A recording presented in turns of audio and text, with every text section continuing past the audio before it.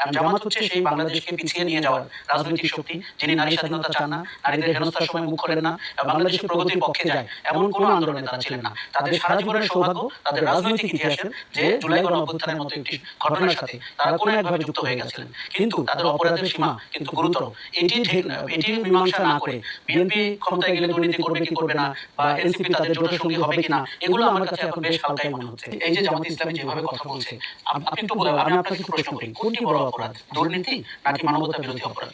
স্বাধীনতা যুদ্ধের সময় মুক্তিযোদ্ধাদেরকে খুন করা অপরাধ, নারীদেরকে ধর্ষণ করা অপরাধ, নাকি দুর্নীতি বড় অপরাধ? এটা হয়তো ওইভাবে মাপা সম্ভব না, কিন্তু তাদেরকে আমরা একটা খুশি খুশি ভাব দেখতে পাচ্ছি। বিশেষ করে গণ অভ্যুত্থানটির সাথে যেহেতু তারা যুক্ত ছিলেন, তাদের ছাত্র সংগঠন যুক্ত ছিল, কোথাও কোথাও তারা দারুণ ভূমিকা রেখেছেন।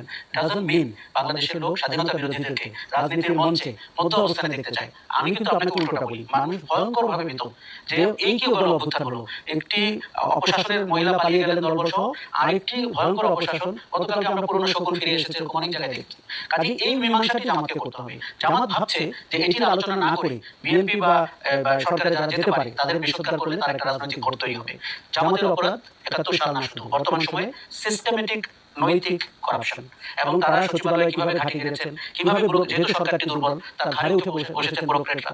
সেই ব্যুরোক্রেটরা কারা? আমরা যখন কোনো সার্কুলার দেখি, কোনো বিষয়ে কোনো মেমো দেখি, তখন আমরা পরিষ্কার বুঝতে পারি তাদের ব্যাকগ্রাউন্ড কি, এবং সেটিতে দক্ষিণপন্থীরা ভর করেছেন